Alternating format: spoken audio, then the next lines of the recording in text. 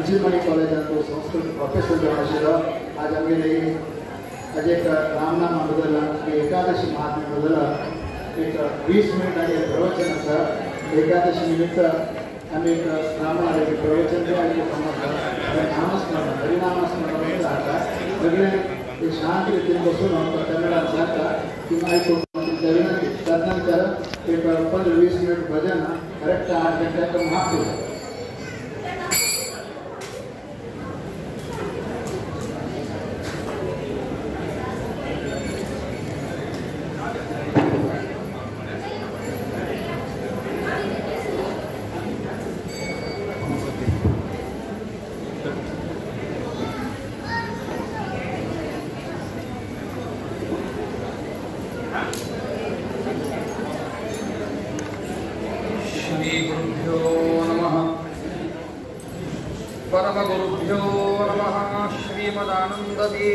भगवत्पादाचार्येभ्यो नमः। श्री वेदव्यासाय नमः। हरि ओम। रामं दिग्विजयिनं सुनिर्मलतं विभ्राजमानं सदा श्री सीतायुतमूलरामममलं सद्वंशरामं तथा व्यासं विठ्ठलमप्रमेय सुसुखं मध्वं जयीन्द्रं गुरु अन्यान् मद्गुरुमानमामि सततं मद्योग्यसौख्याप्तये यस्य वाक्कामधेनुर्नः कामितार्थान् प्रयच्छति सेवेतं जययोगीन्द्रं कामबाणच्छिदं सदा तपो विद्या विरक्त्यादि सद्गुणौघाकरानहं वादिराजगुरून् वन्दे हयग्रीवदयाश्रयान् भावबोधकृतं सेवे रघुत्तममहागुरुं यत्शिष्यशिष्यशिष्याद्याः टिप्पण्याचार्यसंहिताः पूज्याय राघवेन्द्राय सत्यधर्मरताय च भजतां कल्पवृक्षाय नमतां कामधेनवे नैवेद्यकविशं रामे वीक्षतद्भुक्तिभाग्गुरुः यो दर्शयत्रमिं रात्रौ सत्यबोधोऽस्तु मे मुदे आसेतो रातुषारात्रेः योगिशोचितवान् मुहुः सत्यध्यानगुरुः पातो यतीन्द्रैरविपूजितः सत्याभिज्ञकराब्जोत्थान् 50 वर्षपूजकान् सत्यप्रमोदतीर्थार्यान् नौमिन्यायसुधारतान् प्रमोदकरसञ्जातान् दुर्बोधारण्यपावकान् सत्यात्तमाख्यगुरून् वन्दे भक्त्या सज्ञानसिद्धये। हरि ओम हरि ओम हरि ओम।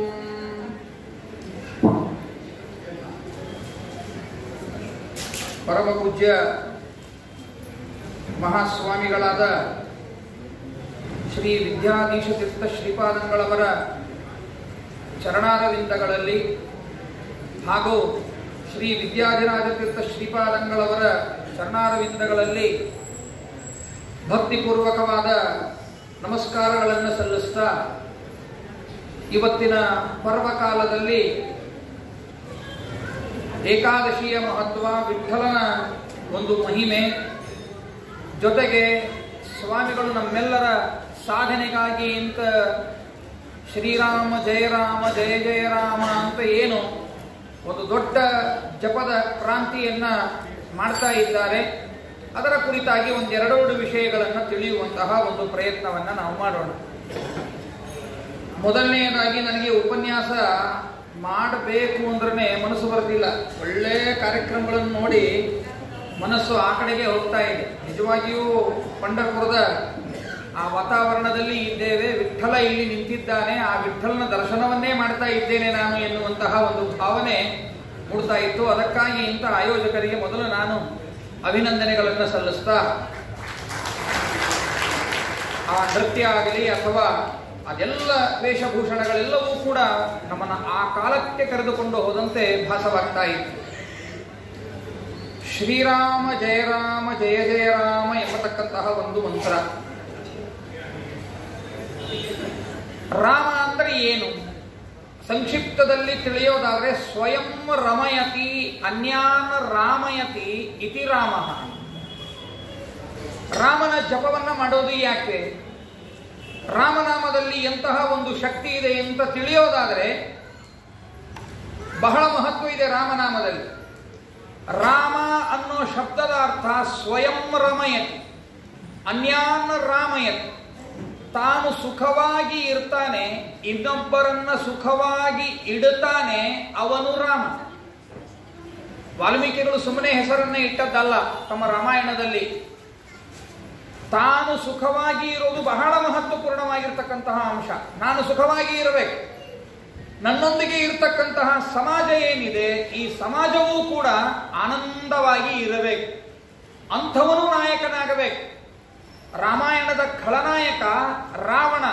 ಅವನ ಅರ್ಥ ಏನು ಗೊತ್ತಾ? ಶಬ್ದದ ಅರ್ಥ ಏನು ಗೊತ್ತಾ? ರಾವಣ ಎನ್ನುವ ಶಬ್ದದ ಅರ್ಥ ಸ್ವಯಂ ರೌತಿ ಅನ್ಯಾನ್ ರಾವಯತಿ ಇತಿ ರಾವಣ ಅಂತ. ಜೀವನದಲ್ಲಿ ತಾನು ಅಳತಾನೆ, ಇನ್ನೊಬ್ಬರು ಜೀವನದಲ್ಲೂ ಸುಖ ಕೊಡಲಾರದೆ ಅವರು ಸುಖ ತನಗ್ ಬೇಕು ಅಂತ ಕಿತ್ತುಕೊಂಡು ಅವರನ್ನು ಅಳಿಸ್ತಾನೆ. ಅವನೇ ರಾವಣ. ಇಡೀ ರಾವಣನ ಕ್ಯಾರೆಕ್ಟರ್ ಹಾಗೇ ಇದೆ ರಾಮಾಯಣದಲ್ಲಿ. ರಾಮನ ಕ್ಯಾರೆಕ್ಟರ್ ನೋಡ್ತಾ ಹೋಗಿ ಹಾಗೇ ಇದೆ. ತಾನೂ ಆನಂದದಿಂದ ಇದ್ದಾನೆ, ಇನ್ನೊಬ್ಬರನ್ನು ಆನಂದದಿಂದ ಇರಲಿಕ್ಕೆ ಕೊಡ್ತಾನೆ. ಅವನನ್ನ ರಾಮ ಅಂತ ಕರೀತಾರೆ. ಮರ್ಯಾದಾ ಪುರುಷೋತ್ತಮ ರಾಮ ಅಂತ ಕರೀತಾರೆ ಭಕ್ತರು. ಯಾವುದಕ್ಕೆ ಎಕ್ಸಾಂಪಲ್ ಆಗಿಲ್ಲ ರಾಮ ಅಂತ ಕ್ವಶನ್ ಮಾಡ್ಕೊಂಡ್ರೆ ಎಲ್ಲದಕ್ಕೂ ಉತ್ತರನಾಗಿದ್ದಾನೆ ಶ್ರೀರಾಮ. ತಂದೆ ತಾಯಿಗಳಿಗೆ ಆದರ್ಶ ಪುತ್ರ ಅಂದ್ರೆ ಶ್ರೀರಾಮ. ಇವತ್ತಿಗೂ ಅನಂತರದಲ್ಲಿ ಬೇಕಾದಷ್ಟು ಮಹನೀಯರು ಅವತಾರ ಮಾಡಿ ಬಂದರೂ ಕೂಡ ಇವತ್ತಿಗೂ ಮಗ ಬಹಳ ಉತ್ತಮನಾಗಿದ್ದರೆ, ತಂದೆ ತಾಯಿಗಳಿಗೆ ವಿಧೇಯನಾಗಿ ಇದ್ದರೆ, ತಂದೆ ತಾಯಿಗಳ ಮಾತನ್ನ ಕೇಳುವಂತವನಾಗಿದ್ದರೆ ಏನ್ರಿ ಮಗ ಅಂದ್ರೆ ಶ್ರೀರಾಮಚಂದ್ರ ಅಂತ ಹೇಳ್ತಾರೆ. ಇನ್ನ ಅಣ್ಣ ತಮ್ಮಂದಿರ ಒಂದು ವಾತ್ಸಲ್ಯ, ಅಣ್ಣ ತಮ್ಮ ಬಹಳ ಪ್ರೀತಿಯಿಂದ ಇದ್ರೆ ಇವತ್ತಿಗೂ ಜನ ಹೇಳ್ತಾರೆ ಏನು ಅಣ್ಣ ತಮ್ಮರಿ ರಾಮ ಲಕ್ಷ್ಮಣರು ಅಂತ. ಅಲ್ಲೂ ರಾಮ ಮತ್ತೆ ರಾಮ ಲಕ್ಷ್ಮಣರು. ಇನ್ನ ಈ ಭಾಗದಲ್ಲಿ ವಿಚಾರ ಮಾಡಿದರೆ ಪ್ರಶ್ನೆ ಒಂದು ಆಗಿದೆ. ಈಗೇನು ಪ್ರಶ್ನೆ ಕೇಳಬೇಕಾಗಿಲ್ಲ. ನಿಮ್ಮ ಗಂಡ ಹೇಗಿರಬೇಕು ಅಂತ ಬಯಸ್ತೀರಾ ಅಂತ ಒಂದು ಪ್ರಶ್ನೆ ಮಾಡಿ ಸಾಕು. ರಾಮನಂತ ಗಂಡ ಬೇಕಾ, ಕೃಷ್ಣನಂತ ಗಂಡ ಬೇಕಾ ಅಂತ ಕೇಳಿ. ರಾಮಕೃಷ್ಣ ಇಬ್ಬರು ಒಂದೇ ಆಗಿದ್ರೂ ಕೂಡ ಅವರ ಬಯಕೆಯ ವರ ಅಥವಾ ಅವರ ಗಂಡ ಹೀಗಿರ್ಬೇಕು ಅಂತ ಬಯಸ್ತಾರೆ, ರಾಮನಂತಹ ಗಂಡ ಬೇಕು ಅಂತಾನೆ ಬಯಸ್ತಾರೆ. ಅಂದ್ರೆ ಆದರ್ಶ ಪತಿ ಶ್ರೀರಾಮಚಂದ್ರ. ಅಂದ್ರೆ ಹೆಂಡತಿಗೆ ತಕ್ಕ ಗಂಡ. ಒಂದು ಹೆಂಡತಿಯನ್ನ ಹೇಗೆ ಸುಖವಾಗಿ ಇಡಬೇಕು, ಅವಳನ್ನ ಹೇಗೆ ರಕ್ಷಣೆ ಮಾಡಬೇಕು. ಒಂದು ಆಶ್ಚರ್ಯ ಅಂದ್ರೆ ಶ್ರೀರಾಮಚಂದ್ರ ತನ್ನ ಹೆಂಡತಿಯನ್ನ ಸೀತೆಯನ್ನ ರಕ್ಷಣೆ ಮಾಡಲಿಕ್ಕಾಗಿ ಮಾನವರನ್ನ ಕರೆಕೊಂಡು ಹೋಗಿದ್ದಲ್ಲ, ಕಪಿಗಳನ್ನ ಕರೆದುಕೊಂಡು ಹೋಗಿದ್ದಾನೆ, ಕೋತಿಗಳನ್ನ ಕರೆದುಕೊಂಡು ಹೋಗಿದ್ದಾನೆ. ನಮ್ಮ ದೇಶದಲ್ಲಿ ಹೆಣ್ಣಿನ ರಕ್ಷಣೆಗೆ ಮಾನವರಷ್ಟೇ ಅಲ್ಲ, ಕೋತಿಗಳು ಸಿದ್ಧಹಸ್ತರಾಗಿರ್ತಾರೆ ಅಂತ ತೋರಿಸಿಕೊಟ್ಟಿದ್ದಾನೆ ಶ್ರೀರಾಮಚಂದ್ರ. ನೋಡಿ ಎಂತಹ ಆದರ್ಶ ಇದು. ಇವತ್ತಿಗೂ ಅಕೌಂಟೆನ್ಸಿ ಏನಿದೆ, ಅಕೌಂಟೆಂಟ್ ಏನಿರ್ತಾನೆ ಅವನಿಗೆ ತಮಾಷೆಗಾಗಿ ಪ್ರಶ್ನೆ ಕೇಳ್ತಾ ಇರ್ತಾರೆ. ಏನ್ ಲೆಕ್ಕ ಬರೆದಿರ್ತಾರೆ, ಆ ಲೆಕ್ಕಕ್ಕೆ ಏನಪ್ಪ ನಿನ್ ಲೆಕ್ಕ, ರಾಮನ್ ಲೆಕ್ಕನ ಕೃಷ್ಣನ್ ಲೆಕ್ಕನ ಅಂತ. ಕೃಷ್ಣನ್ ಲೆಕ್ಕ ಅಂದ್ರೆ ಏರುಪೇರು ಇರ್ತದೆ ಅಂತ ಅರ್ಥ, ರಾಮನ್ ಲೆಕ್ಕ ಅಂದ್ರೆ ಶುದ್ಧವಾಗಿರುತ್ತದೆ ಅಂತ ಅರ್ಥ. ಯಾವ ಫೀಲ್ಡ್ನಲ್ಲಿ ಇಲ್ಲ ರಾಮ ಸೇತು. ರಾಮಾಯಣದ ಆದರ್ಶಗಳನ್ನು ನೋಡಿ ಎಲ್ಲಿವರೆಗೂ ಇದೆ ಅಂದ್ರೆ ಇವತ್ತಿನವರೆಗೂ ಕೂಡ ಸರ್ಕಾರದಿಂದ ಏನಾದರೂ ಒಂದು ಆಜ್ಞೆ ಕಟ್ಟುನಿಟ್ಟಾಗಿ ಇದನ್ನ ಮಾಡಲೇಬೇಕು ಅಂತ ಆಜ್ಞೆ ಬಂದ್ರೆ ಅದು ಸುಗ್ರೀವಾಜ್ಞೆ. ಸುಗ್ರೀವಾಜ್ಞೆ ಅಂದ್ರೆ ರಾಮಾಯಣದ ತಾನೆ. ನಮ್ಮ ಹಿಂದಿನ ಕಾಲದಲ್ಲಿ ಸಿಗ್ತಿತ್ತು, ಈಗೂ ಸಿಗುತ್ತದೆ. ಅದೇನೋ ತಿಗಣೆ ಅಂತ ಬರ್ತಿತ್ತು, ಅದು ಹಾಸಿಗೆಯಲ್ಲಿ ಇರೋದು, ರಕ್ತ ಹೀರೋದು. ಅದನ್ನು ಹೋಗಿಸ್ಲಿಕ್ಕೆ ಅಂತ ಒಂದು ಅಸ್ತ್ರ ಇತ್ತು, ಅದು ಪೌಡರ್ ಹಾಕೋದು. ಆ ಪೌಡರ್ ಹೆಸರು ಏನು ಅಂದ್ರೆ ರಾಮಬಾಣ. ಕೆಲವರಿಗೆಲ್ಲ ಹಿರಿಯರಿಗೆ ಗೊತ್ತಿರ್ತದೆ. ಅದು ಪೌಡರ್ ಇರ್ತಿತ್ತು, ಅದನ್ನ ಹೀಗೆ ಹಾಕೊಂಡು ಹೋಗ್ಬಿಟ್ರೆ ಸೊಳ್ಳೆನೂ ಬರ್ತಿರ್ಲಿಲ್ಲ, ಯಾವುದು ಬರ್ತಿರ್ಲಿಲ್ಲ, ತಿಗಣೆನೂ ಬರ್ತಿರ್ಲಿಲ್ಲ. ಇದು ರಾಮಬಾಣ. ನೋಡಿ ರಾಮ ಇವತ್ತಿಗೂ ಹೇಗಿದ್ದಾನೆ ಅಂತ. ಇವತ್ತಿಗೂ ಹಾಕ್ತೇವೆ, ಅದು ಜಿರ್ಲೆ ಅದು ಬರಬಾರದು ಅಂತ ಗೆರಿ ಎಳಿತೇವಲ್ಲ. ನೋಡಿ ನೀವೇ ಹೇಳ್ಬಿಟ್ರಿ ಲಕ್ಷ್ಮಣ ರೇಖಾ. ನೋಡಿ ರಾಮಾಯಣದ ರಾಮ ಪಾತ್ರ ಎಷ್ಟು ದೊಡ್ಡದಿದೆ. ಎಲ್ಲ ಘಟ್ಟಗಳಲ್ಲೂ ಕೂಡ ಆ ರಾಮ ನಮ್ಮ ಜೀವನದಲ್ಲಿ ಬರ್ತಾನೆ ಅಂದ್ರೆ ಪೂಜ್ಯ ಸ್ವಾಮಿಗಳ ದೃಷ್ಟಿ ಹೀಗಿದೆ. ನಾವೆಲ್ಲರೂ ಕೂಡ ರಾಮರಾಗಬೇಕು. ಜನರನ್ನೆಲ್ಲ ಆರಾಮವಾಗಿ ಇರಲಿಕ್ಕೆ ಕೊಡಬೇಕಾದರೆ ರಾಮನಾಮದ ಜಪವನ್ನ ಮಾಡಬೇಕು. ಸಂಕಲ್ಪ ಹೇಗೆ ಅಂದ್ರೆ 550 ಕೋಟಿ ಜಪಸಂಖ್ಯೆಯನ್ನ ಮಾಡಿ ಅದನ್ನ ರಾಮದೇವರಿಗೆ ಸಮರ್ಪಣೆ ಮಾಡಬೇಕು ಅಂತ ಏನು ಸಂಕಲ್ಪ ಮಾಡಿದ್ದಾರೆ ಅದನ್ನೆಲ್ಲ ನೀವು ಮಾಡ್ತಾ ಇರೋದನ್ನ ಇದೀಗ ನನಗೆಲ್ಲ ಹೇಳಿದಾಗ ತುಂಬಾ ಖುಷಿಯಾಗಿದೆ. ಇಂತಹ ರಾಮ ಅಂದ್ರೆ ನೀವು ಜಪ ಮಾಡಬೇಕಾದ್ರೆ ಶ್ರೀರಾಮ ಜಯ ಜಯ ರಾಮ, ಶ್ರೀರಾಮ ಕಾಂತಿಯುತರಾದ ರಾಮ, ಶ್ರೀರಾಮ ಲಕ್ಷ್ಮೀಪತಿಯಾಗಿರ್ತಕ್ಕಂತಹ ರಾಮ. ರಾಮ ಅಂದ್ರೆ ಇನ್ಯಾರು ಅಂತ ತಿಳಿಬೇಡಿ, ಟಿವಿಯಲ್ಲಿ ನೋಡಿರೋ ರಾಮನೇ ರಾಮ ಅಂತ ಭ್ರಮಿಸೋದು ಬೇಡ. ರಾಮ ಅಂದ್ರೆ ಯಾರು ಅಂದ್ರೆ ಲಕ್ಷ್ಮೀಪತಿಯಾಗಿರ್ತಕ್ಕಂತಹ ನಾರಾಯಣನೇ ರಾಮ, ಅದುವೇ ಶ್ರೀರಾಮ. ಜಯ ರಾಮ, ಜಯ ಅಂದ್ರೆ ಉತ್ಕೃಷ್ಟ ಅಂತರ್ಥ, ಯಾವತ್ತು ಸೋಲಿಲ್ಲದವನು ಅಂತರ್ಥ. ಹಾಗೆ ಶ್ರೀರಾಮ ಜಯ ರಾಮ ಜಯ ಜಯ ರಾಮ. ರಾಮ ನೀನು ಉತ್ಕೃಷ್ಟನಾಗಿದ್ದೀಯ, ಜೀವನದಲ್ಲಿ ನಮ್ಮನ್ನು ಉತ್ಕೃಷ್ಟನನ್ನಾಗಿ ಮಾಡು, ಒಂದು ಜಯ. ನನ್ನ ಸಮಾಜವನ್ನು ಕೂಡ, ಅಖಂಡ ಭಾರತವನ್ನ, ಇಡೀ ವಿಶ್ವದಲ್ಲಿ ಇರ್ತಕ್ಕಂಥ ಸಕಲ ಸಜ್ಜನರಿಗೂ ಕೂಡ ಜಯವನ್ನ ತಂದು ಕೊಡು ರಾಮ. ಶ್ರೀರಾಮ ಜಯ ಜಯ ರಾಮ. ಈ ಅರ್ಥಾನುಸಂಧಾನದಲ್ಲಿ ನಾವು ನೀವೆಲ್ಲರೂ ಕೂಡ ಜಪವನ್ನ ಮಾಡೋಣ ಎಂಬುದಾಗಿ ಹೇಳ್ತಾ, ಏಕಾದಶಿ ವಿಠ್ಠಲನ ಕುರಿತಾಗಿ ಚಿಂತನೆಯನ್ನ ಮಾಡಲೇಬೇಕು. ವಿಠ್ಠಲ ಒಂದು ದೊಡ್ಡದಾದ ಸಂದೇಶವನ್ನ ಕೊಟ್ಟ. ಇತ್ತೀಚೆಗೆ ವಿಜ್ಞಾನಿಗಳು ಕೂಡ ವಿಠ್ಠಲ ನಾಮದ ಒಂದು ಶೋಧನೆಯನ್ನ ಮಾಡಿದಾಗ ಹಾರ್ಟ್ ಪ್ರಾಬ್ಲಮ್ಸ್ ಏನಿದೆ ಅದೆಲ್ಲವೂ ಕೂಡ ಸಾಲ್ವ್ ಆಗ್ತದೆ ಅಂತ ಒಂದು ಮೆಡಿಕಲ್ ಆಗಿ ಪ್ರೂವ್ ಆಗಿದೆ. ವಿಠ್ಠಲ ವಿಠ್ಠಲ ವಿಠ್ಠಲ ವಿಠ್ಠಲ ವಿಠ್ಠಲ ವಿಠ್ಠಲ ವಿಠ್ಠಲ ವಿಠ್ಠಲ ಅಂತ ಹೇಳೋದ್ರಿಂದ ಏನು ಹೃದಯಕ್ಕೆ ಸಂಬಂಧಿಸಿರ್ತಕ್ಕಂತಹ ಕಾಯಿಲೆಗಳೇನಿವೆ ಆ ಎಲ್ಲಾ ಕಾಯಿಲೆಗಳು ಹೋಗಿಬಿಡುತ್ತವೆ, ಆರಾಮವಾಗಿ ಇರ್ತೀವಿ. ವಿಠ್ಠಲ ಎನ್ನುವಂತಹ ಶಬ್ದದಲ್ಲಿ ಅಷ್ಟು ಅರ್ಥ ಇದೆ. ಪಾಂಡುರಂಗ ವಿಠ್ಠಲ ಇವನು ಯಾಕೆ ಬಂದ ಅಂದ್ರೆ, ಪುಂಡರೀಕ ಅಂತ ಒಬ್ಬ ಭಕ್ತ ಗುರುಕುಲದಲ್ಲಿ ಅವನು ಇರುವಾಗ ಬಹಳ ಗುರುಭಕ್ತಿಯನ್ನ ಮಾಡಿಕೊಂಡು ಇದ್ದ, ಶ್ರದ್ಧೆ ವಿಶ್ವಾಸಗಳಿಂದ ಗುರುಭಕ್ತಿಯನ್ನ ಮಾಡಿಕೊಂಡು ಇದ್ದ. ಆಗಲೇ ಅವನಿಗೆ ವಿರಕ್ತಿ ಇತ್ತು, ಬೇಡ ಈ ಸಂಸಾರದಲ್ಲಿ ಇರೋದು ಬೇಡ, ನಾನು ಭಗವಂತನ ದರ್ಶನವನ್ನ ಮಾಡೋಣ ಅಂತ ಯೋಚನೆಯನ್ನ ಮಾಡಿದ್ದ. ಆದರೆ ಏನಾಯ್ತು ಅಂದ್ರೆ ತಂದೆ ತಾಯಿಗಳು ಒಪ್ಪಲಿಲ್ಲ. ಇಲ್ಲಪ್ಪ, ನಾವು ವೃದ್ಧ ತಂದೆ ತಾಯಿಗಳು, ನಮ್ಮ ಸೇವೆಯನ್ನ ಮಾಡಬೇಕು, ನೀನು ಅದಕ್ಕೋಸ್ಕರ ನೀನು ತಂದೆ ತಾಯಿಗಳ ಸೇವೆಯನ್ನ ಮಾಡಿಕೊಂಡಿರು ಅಂತ ಹೇಳಿ ಆಗ್ಲಿ ಅಂತ ಪುಂಡರೀಕ ತಂದೆ ತಾಯಿಗಳ ಸೇವೆಯನ್ನ ಮಾಡ್ತಾ ಇದ್ದ. ಆದರೆ ಆ ಪಾಂಡುರಂಗನ ಸ್ತೋತ್ರವನ್ನ ಯಾವಾಗಲೂ ಮಾಡ್ತಾ ಇದ್ದ, ಪಾಂಡುರಂಗನ ಒಲುಮೆಗಾಗಿ ಅಂತ ಯಾವಾಗಲೂ ತಪಸ್ಸನ್ನ ಮಾಡ್ತಾ ಇದ್ದ. ತಂದೆ ತಾಯಿಗಳ ಸೇವೆ ಮಾಡ್ತಾ ಇದ್ದ. ಒಂದು ಬಾರಿ ತಾಯಿ ತಂದೆಗೆ ಸ್ನಾನವನ್ನ ಮಾಡಿಸ್ತಾ ಇದ್ದಾನೆ. ಇವನ ಭಕ್ತಿಗೆ ಮೆಚ್ಚಿದ ಪಾಂಡುರಂಗ ಬಾಲರೂಪದಲ್ಲಿ ಶ್ರೀಕೃಷ್ಣ ಪರಮಾತ್ಮ 6-7 ವರ್ಷದವನಾಗಿರುವಾಗ ಏನು ಗೋವುಗಳನ್ನು ಮೇಯಿಸ್ತಾ ಇದ್ದ, ಗೋಪಾಲ ಅಂತನ್ನುವಂತಹ ಒಂದು ವೇಷ ಏನಿತ್ತೋ ಆ ಗೋಪಾಲ ವೇಷದಲ್ಲಿ ಪುಂಡರೀಕನ ಮನೆಗೆ ಬಂದು ಹೇಳ್ತಾನೆ, ನಾನು ಭಗವಂತ, ನಾನು ಬಂದಿದ್ದೇನೆ ಅಂತ. ಇವನು ಸ್ನಾನ ಮಾಡಿಸ್ತಾ ಇದ್ದಾನೆ, ಅಲ್ಲಿ ಭಗವಂತ ಬಂದಿದ್ದಾನೆ, ಇಲ್ಲ ನಾನು ಬಂದಿದ್ದೇನೆ ಅಂತ. ಆಗ ಏನು ಹೇಳಬೇಕು, ನಾವು ನೀವು ಆಗಿದ್ರೆ ಅದನ್ನೆಲ್ಲ ಬಿಟ್ಟು ದೇವರ ಕಡೆಗೆ ಓಡಿ ಹೋಗಿ ಕಾಲು ಮುಗಿದು ನಮಸ್ಕಾರವನ್ನ ಮಾಡ್ತಾ ಇದ್ವಿ. ಆದರೆ ಇವನಂತಾನೆ, ಬಂದಿಯಲ್ಲ ಪಾಂಡುರಂಗ, ಬಹಳ ಸಂತೋಷ, ಆದರೆ ನನ್ನ ತಂದೆ ತಾಯಿಗಳ ಸೇವೆ ಮಾಡ್ತಾ ಇದ್ದೇನೆ, ಅವರ ಸ್ನಾನ ಮಾಡಿಸಿ ಅವರಿಗೆ ಒರೆಸಿ ಅವರಿಗೆ ಹೊಸ ವಸ್ತ್ರವನ್ನ ಉಡಿಸಿದ ಮೇಲೆ ನಿನ್ನ ಕಡೆಗೆ ಬರ್ತೇನೆ. ಪಾಂಡುರಂಗ ಅಂದ, ಅಲ್ಲಿವರೆಗೂ ನಾನೇನು ಮಾಡಬೇಕು ಅಂತ ಕೇಳಿದ. ಆ ಸಂದರ್ಭದಲ್ಲಿ ಈ ಪುಂಡರೀಕ ಅಂತಾನೆ, ಅಲ್ಲಿ ಒಂದು ಇಟ್ಟಿಗೆ ಇತ್ತು, ಆ ಇಟ್ಟಿಗೆಯನ್ನು ಅಲ್ಲಿಂದಲೇ ಬೀಸ್ತಾನೆ. ಪಾಂಡುರಂಗನಿಗೆ ಹೇಳ್ತಾನೆ, ನಾನು ಬರುವವರೆಗೂ ಅಲ್ಲಿ ಆ ಇಟ್ಟಿಗೆಯ ಮೇಲೆ ನಿಲ್ಲು, ಅನಂತರದಲ್ಲಿ ನಾನು ಬಂದು ನಿನ್ನ ಷೋಡಶೋಪಚಾರ ಪೂಜೆಯನ್ನು ಮಾಡ್ತೇನೆ ಅಂತ ಹೇಳ್ತಾನೆ. ಅಲ್ಲಿವರೆಗೂ ಆಗಲಿ ಅಂತ ಹೇಳಿ ವಿಠ್ಠಲ ಆ ಇಟ್ಟಿಗೆ ಮೇಲೆ ಇವನು ಯಾವಾಗ ಬರ್ತಾನೆ ಅಂತ ಹೀಗೆ ಕೈ ಇಟ್ಟುಕೊಂಡು ನಿಂತ. ಆದ್ದರಿಂದ ಅವತ್ತಿನಿಂದ ಇವತ್ತಿನವರೆಗೂ ಅದರ ನೆನಪಿಗಾಗಿ ಹೀಗೆ ನಿಂತುಕೊಂಡಿದ್ದಾನೆ ವಿಠ್ಠಲ. ಇಟ್ಟಿಗೆ ಮೇಲೆ ನಿಂತ ನಮ್ಮ ವಿಠ್ಠಲ ತಾನು ಅಂತ ಹಾಡಿದೆಯಲ್ಲ, ಇದ್ರದೆ ಇಟ್ಟಿಗೆ ಮೇಲೆ ನಿಂತಿದ್ದಾನೆ ವಿಠ್ಠಲ ಅಂದ್ರೆ ಈ ಕಾರಣಕ್ಕಾಗಿ ನಿಂತಿದ್ದಾನೆ. ಅಂದ್ರೆ ಭಗವಂತ ಒಲಿಯೋದು ತಂದೆ ತಾಯಿಗಳ ಸೇವೆಯನ್ನ ಮಾಡಿದಾಗ, ಗುರುಕುಲದಲ್ಲಿರುವಾಗ ಗುರುಗಳ ಸೇವೆಯನ್ನ ಮಾಡಿದಾಗ ಯಾರು ಶ್ರದ್ಧೆಯಿಂದ ಮಾಡ್ತಾರೋ ಅವರಿಗೆ ಒಲಿತೇನೆ ನಾನು ಅಂತ ಹೇಳಿ ಭಗವಂತ ನಿಂತಿದ್ದಾನೆ. ಇವತ್ತಿನವರೆಗೂ ಕೂಡ ನಾವು ಪಂಢರಪುರದಲ್ಲಿ ಹಾಗೆ ನೋಡ್ತೇವೆ. ಅದು ಮೊನ್ನೆ ನಾನು ಯೂಟ್ಯೂಬ್ನಲ್ಲಿ ನೋಡ್ತಾ ಇದ್ದೆ, ಜೊತೆಗೆ ಫೇಸ್ಬುಕ್ನಲ್ಲೂ ವಾಟ್ಸಪ್ನಲ್ಲೂ ಬರ್ತಾ ಇತ್ತು ಅದು ವಿಡಿಯೋ. ಮಿಲಿಯನ್ ಗಟ್ಟಲೆ ಜನಗಳು ಏನು ದಿಂಡಿ ಯಾತ್ರೆಯನ್ನ ಮಾಡಿಕೊಂಡು ಬಂದಿದ್ದಾರೆ. ಒಬ್ಬ ಭಕ್ತ ಏನು ಶ್ರದ್ಧೆ, ತನ್ನ ಹೊಲ ಎಕರೆ ಗಟ್ಟಲೆ ಲ್ಯಾಂಡ್ ಏನಿದೆ ಅದರಲ್ಲಿ ಉಳಿದ ಬೆಳೆಯನ್ನ ಬಿತ್ತಿಲ್ಲ, ವಿಠ್ಠಲನ ಆಕಾರದಲ್ಲಿ ಬೆಳೆಯನ್ನ ಬಿತ್ತಿ ನಮಸ್ಕಾರ ಮಾಡಿ ವಿಠ್ಠಲನ ಯಾತ್ರೆಗೆ ಹೊರಟಿದ್ದಾನೆ ಅಂತ ನೋಡ್ತೇವೆ. ಅಂದ್ರೆ ವಿಠ್ಠಲನ ಭಕ್ತರೆಲ್ಲ ಎಷ್ಟು ಜನರು ಇದ್ದಾರೆ. ಹಾಗೆ ಅಂತಹ ಅನೇಕ ಕೋಟಿ ಕೋಟಿ ಕೋಟಿ ಕೋಟಿ ಸದ್ಭಕ್ತರ ಹೃದಯದಲ್ಲಿ ನೆಲೆಸಿರ್ತಕ್ಕಂತಹ ನಮ್ಮ ವಿಠ್ಠಲ ಏನಿದ್ದಾನೆ ಅವನ್ನೂ ಕೂಡ ಭಕ್ತಿಯಿಂದ ನಮಸ್ಕಾರವನ್ನು ಮಾಡುತ್ತಾ 20 ನಿಮಿಷಗಳಲ್ಲಿ 10 ನಿಮಿಷ ಆಯಿತು. ಇನ್ನು 10 ನಿಮಿಷಗಳ ಕಾಲದಲ್ಲಿ ಏಕಾದಶಿಯ ಮಹತ್ವವನ್ನು ತಿಳಿಯುವಂತಹ ಒಂದು ಪ್ರಯತ್ನವನ್ನು ಮಾಡೋಣ. ಏಕಾದಶಿ ಇದು ಬಹಳ ಮಹತ್ವಪೂರ್ಣವಾಗಿರ್ತಕ್ಕಂತಹ ದಿನ. ಪ್ರತಿಪದ, ದ್ವಿತೀಯ, ತೃತೀಯ, ಚತುರ್ಥಿ ಹೀಗೆಲ್ಲ ದಿನಗಳಿವೆ. ಒಂದೊಂದು ದಿನಕ್ಕೆ ಒಬ್ಬೊಬ್ಬರು ಅಧಿಪತಿಗಳಾಗಿ ಇರ್ತಾರೆ. ಒಂದೊಂದು ತಿಥಿಗೆ ಒಬ್ಬೊಬ್ಬ ದೇವತೆಗಳು ಅಧಿಪತಿಗಳಾಗಿರ್ತಾರೆ.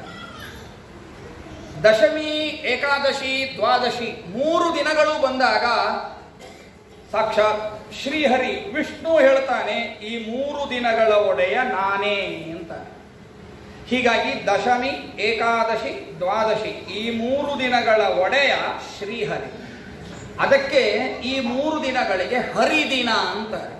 ಮಧ್ಯದಲ್ಲಿ ಏಕಾದಶಿ ಇರೋಣದರಿಂದ, ದಶಮಿ, ಏಕಾದಶಿ, ದ್ವಾದಶಿಯ ಮಧ್ಯದಲ್ಲಿ ಏಕಾದಶಿ ಇರೋದರಿಂದಲೂ ಕೂಡ ಏಕಾದಶಿ ಹರಿದಿನ ಎಂಬುದಾಗಿ ಕರೀತಾರೆ.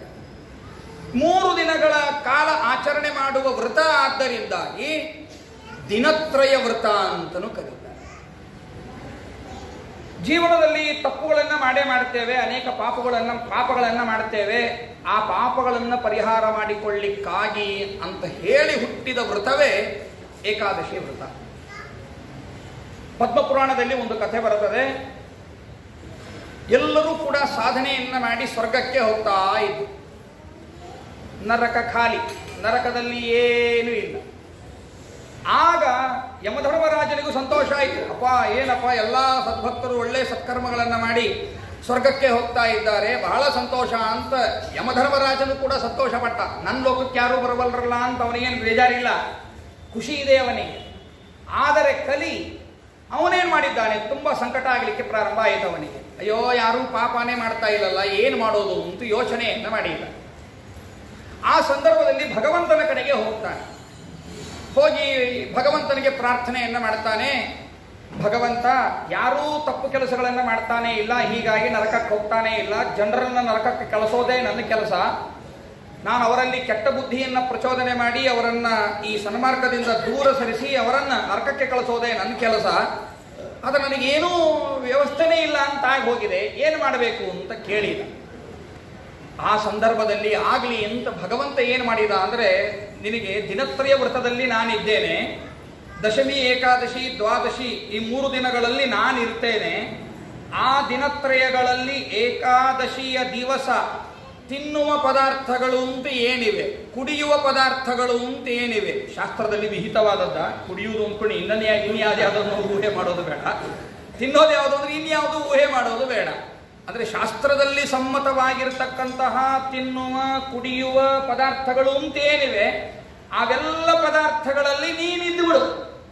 ಯಾರಾದರೂ ಜಸ್ಟ್ ಒಂದು ನೀರು ಕುಡಿದರೆ ಅದು ನೀ ತೆಗೆದು ಬಿ ಹಾಕಿದರೆ ಏನು ಪಾಪ ಬರಬೇಕು ಆ ಪಾಪ ನಿನಗೆ ಬರುತ್ತದೆ, ಅವರಿಗೆ ಬರುತ್ತದೆ. ಕುಡಿದದ್ದು ನೀನು ನೀರೇ, ಆದರೆ ಪಾಪ ಬರೋದು ಮಾತ್ರ ಆ ವಿಧದ ಪಾಪ. ಪಿಷ್ಟವಾಗಿರ್ತಕ್ಕಂತಹ ಪದಾರ್ಥಗಳನ್ನು ತಿನ್ನುವ ಹಾಗಿಲ್ಲ, ಎಲ್ಲ ಪದಾರ್ಥಗಳಲ್ಲಿಯೂ ನೀನಿದ್ದು ಬಿಡು. ಯಾವಾಗ ಬಂದು ಸೇರ್ತಾನೆ ಕಲಿ ಪದಾರ್ಥಗಳಲ್ಲಿ ಅಂದರೆ ದಶಮಿಯ ರಾತ್ರಿ ಬಂದು ಸೇರ್ತಾನೆ. ಯಾವಾಗ ಹೊರಡ್ತಾನೆ ಅಂದರೆ ದ್ವಾದಶಿ ಬೆಳಿಗ್ಗೆ ಹೊರಟು ಹೋಗ್ತಾನೆ.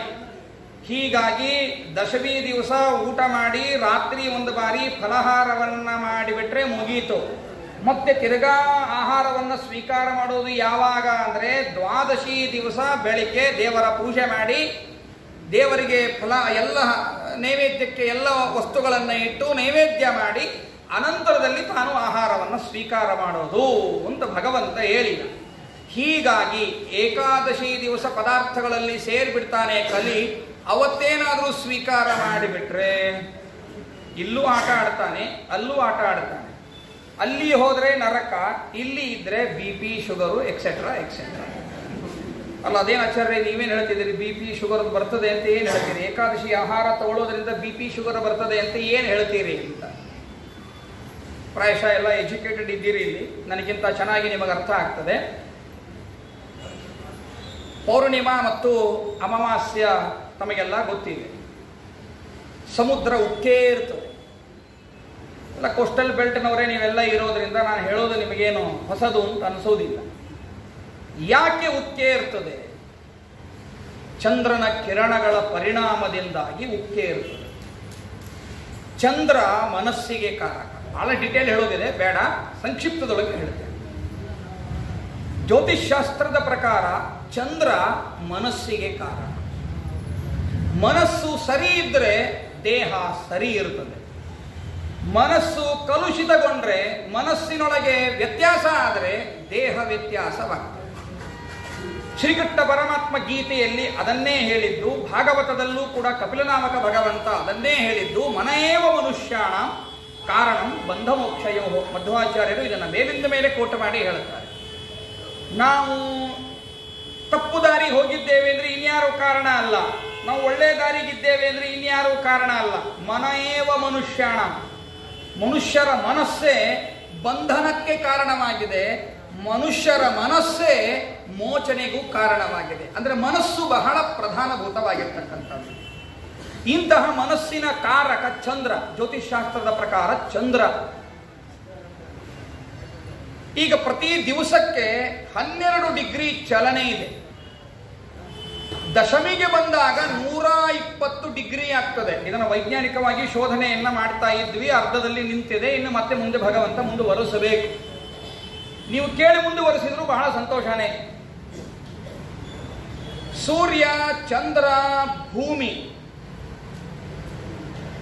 ಈ ಚಲನವಲನಗಳನ್ನು ನೋಡ್ತಾ ಇರುವಾಗ 12 ಡಿಗ್ರಿ ಏನು ಚಲಿಸ್ತಾನೆ, ದಶಮಿ ತಿಥಿಗೆ ಬಂದಾಗ 120 ಡಿಗ್ರಿ. ಹೌದಾ? 10 ಅಂದರೆ 12 × 10 ಅಂದರೆ 120 ಆಯ್ತಲ್ಲ. 120 ಬಂದಾಗ ಚಂದ್ರನ ಕಿರಣಗಳು ಭೂಮಿಯ ಮೇಲೆ ಏನು ಬೀಳುತ್ತದೋ ಅದು ದುಷ್ಪರಿಣಾಮ ಕೊಡುತ್ತದೆ. ಎಂತಹ ದುಷ್ಪರಿಣಾಮ ಕೊಡುತ್ತದೆ ಅಂದರೆ BP, ಶುಗರ್ದಂತಹ ರೋಗಗಳನ್ನು ತಂದುಕೊಳ್ಳಿಕ್ಕೆ ಕಾರಣವಾಗಿದೆ. ಈಗ ನಮ್ಮ ಶೋಧನೆ ಎಲ್ಲಿಗೆ ನಿಂತದ್ದು ಗೊತ್ತಾ? ಇದು ಶುಕ್ಲ ಪಕ್ಷದ್ದಾಯ್ತು. ಈಗ ಕೃಷ್ಣ ಪಕ್ಷಕ್ಕೆ ಬಂದಾಗ 120 ಡಿಗ್ರಿ ಇರುವುದಿಲ್ಲ, ಮತ್ತೆ ಉಲ್ಟಾ ಬರ್ತದೆ. ಇಲ್ಲಿ ಬಂದಾಗ ಏನು ದುಷ್ಪರಿಣಾಮ ಆಗ್ತದೆ ಅಂತ ಅನ್ನೋದನ್ನು ಶೋಧನೆಯನ್ನ ಮಾಡಬೇಕಾಗಿದೆ. ಇಷ್ಟು ಮಾತ್ರ ಈಗ ಬಾಕಿ ಇಷ್ಟಾಗಿದೆ, ಇಷ್ಟು ಮಾತ್ರ ಬಾಕಿ ಉಳಿದಿದೆ. ಇಷ್ಟಕ್ಕೆ ಬಂದಿದೆ ಅಂದರೆ ಅಲ್ಲಿಗೆ ಬಂದೇ ಬರ್ತದೆ.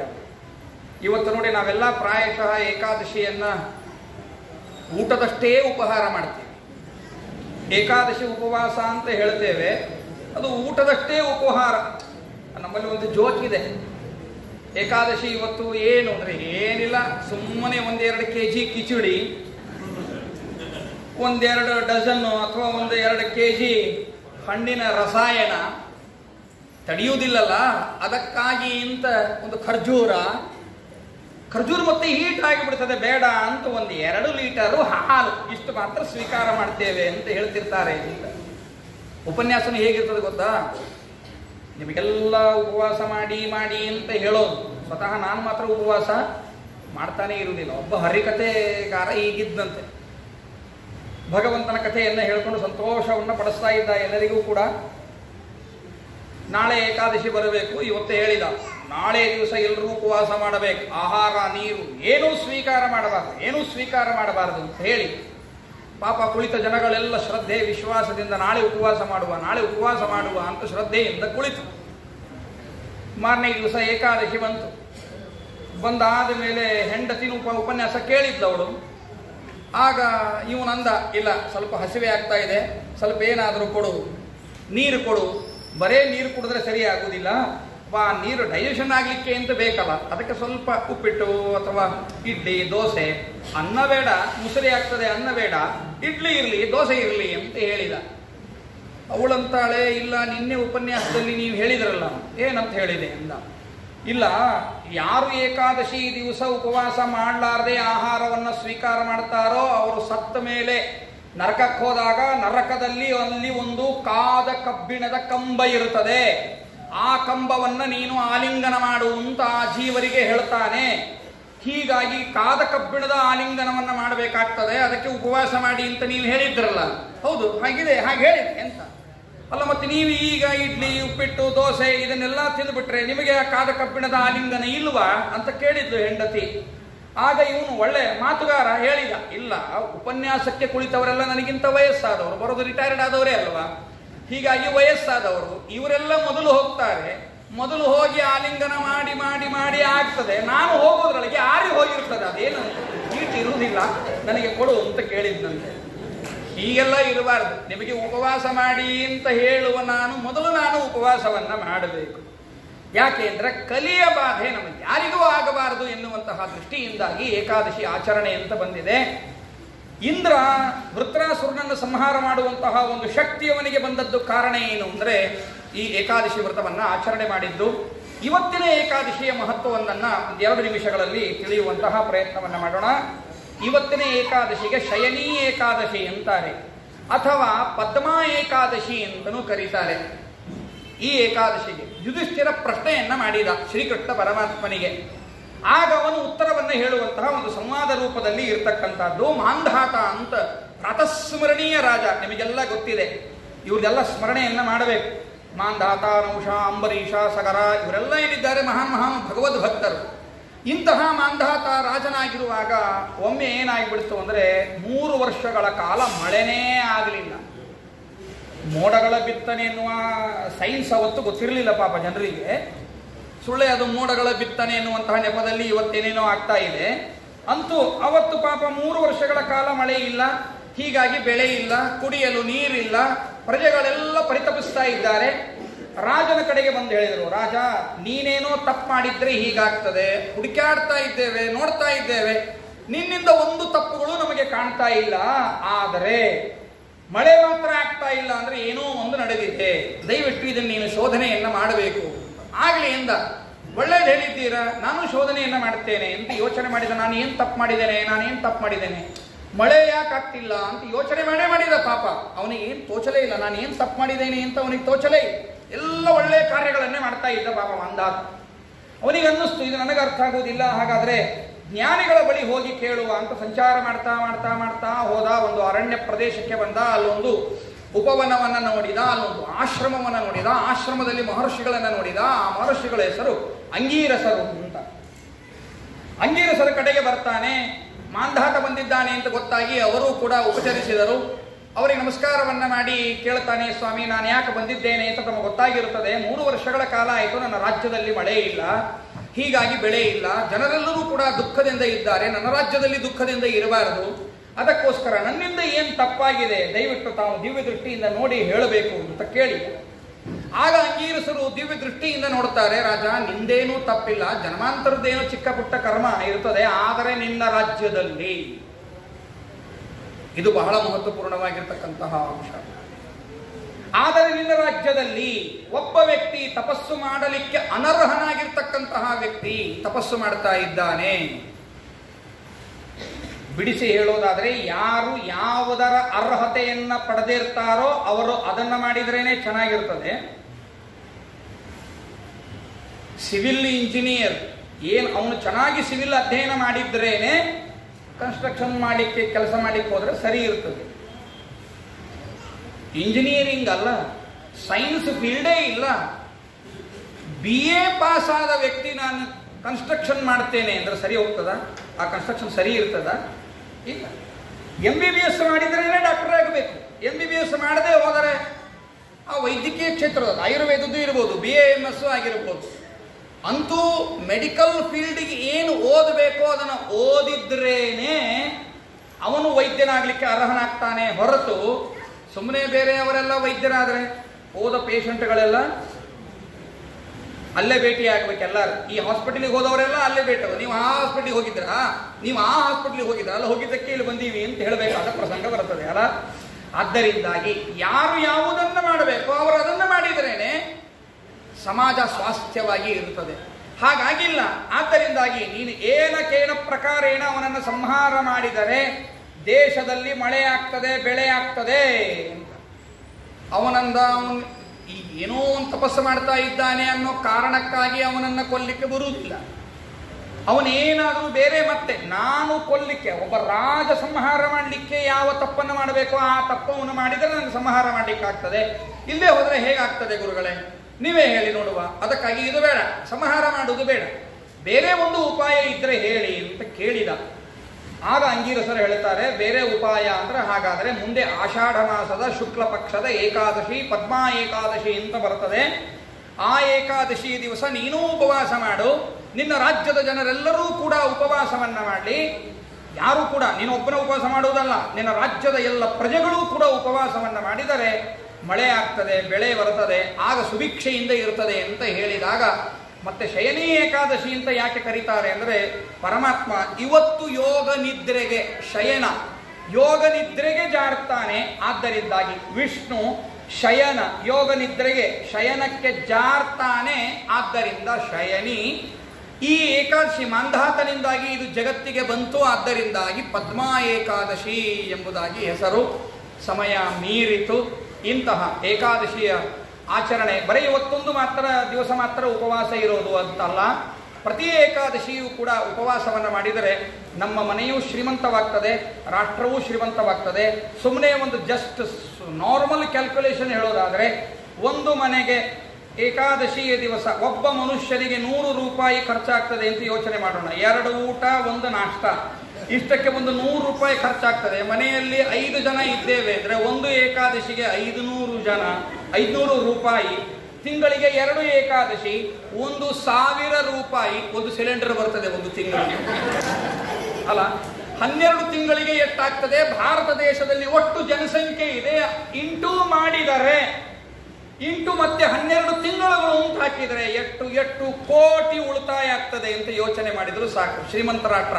ಅವತ್ತೆಲ್ಲರೂ ಕೂಡ ಏಕಾದಶಿಯನ್ನು ಮಾಡ್ತಾ ಇದ್ರು. ಬ್ರಾಹ್ಮಣ, ಕ್ಷತ್ರಿಯ, ವೈಶ್ಯ, ಶೂದ್ರ, ಶಪಚ, ಚಂಡಾಲ, ಆ ಬಾಲ ವೃದ್ಧರಾದಿಯಾಗಿ ಹೆಣ್ಣು ಮಕ್ಕಳು, ಚಿಕ್ಕ ಮಕ್ಕಳು, ಪ್ರೌಢ ಮಕ್ಕಳು. ಅದೊಂದು ತಪ್ಪು ಕಲ್ಪನೆ ಇದೆ. ಇಲ್ಲ, ನಮ್ಮ ಮಗಳು ಪ್ರೌಢಳಿದ್ದಾಳೆ, ವಿವಾಹ ಆಗಿಲ್ಲ, ಏಕಾದಶಿ ಉಪವಾಸ ಮಾಡಲಿಕ್ಕೆ ಬರುವುದಿಲ್ಲಲ್ಲ, ಹಾಗೆಲ್ಲ ಏನಿಲ್ಲ. ಏಕಾದಶಿಗೆ ಅದೇನು ಸಂಬಂಧನೇ ಇಲ್ಲ. ಅವಶ್ಯವಾಗಿ ಎಲ್ಲರೂ ಕೂಡ ಇಂತಹ ಏಕಾದಶಿಯನ್ನು ಮಾಡಿ ಸುಭದ್ರವಾಗಿರ್ತಕ್ಕಂತಹ ಭಾರತವನ್ನು ನಾವು ಮಾಡೋಣ ಎಂಬುದಾಗಿ ಹೇಳ್ತಾ, ಅಂತೂ ಇಂತಹ ದೊಡ್ಡದಾದ ಕಾರ್ಯಕ್ರಮದಲ್ಲಿ, ಸುಂದರವಾದ ಕಾರ್ಯಕ್ರಮದಲ್ಲಿ, ನಯನ ಮನೋಹರವಾದ ಕಾರ್ಯಕ್ರಮದಲ್ಲಿ, ಭಕ್ತಿ ತುಂಬಿಸುವ ಈ ಕಾರ್ಯಕ್ರಮದಲ್ಲಿ ನನಗಂತೂ ಆ ಸೀನ್ ಮರಿಲಿಕ್ಕೆ ಸಾಧ್ಯ ಆಗ್ತಾ ಇಲ್ಲ. ಇಂತಹ ಒಂದು ಸುಂದರವಾದ ಕ್ಷಣದಲ್ಲಿ ನನಗೂ ಕೂಡ ಕರೆದು ಒಂದೆರಡು ಮಾತುಗಳನ್ನು ಹೇಳಿ ಅಂತ ಹೇಳಿದ್ದಕ್ಕೆ ನಿಮಗೆಲ್ಲರಿಗೂ ಕೂಡ ಮತ್ತೊಮ್ಮೆ ಕೃತಜ್ಞತೆಗಳನ್ನು ಸಲ್ಲಿಸ್ತಾ, ಶ್ರೀಕೃಷ್ಣಾರ್ಪಣಮಸ್ತು. ಮಧ್ವೇಶಾರ್ಪಣಂ.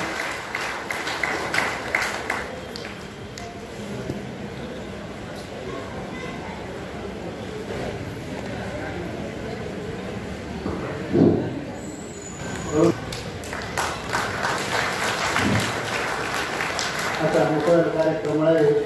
म्हणजे महिला मंडळाच्या श्रीमती निशा भट यांनी भजन आणि 15-20 मिनिट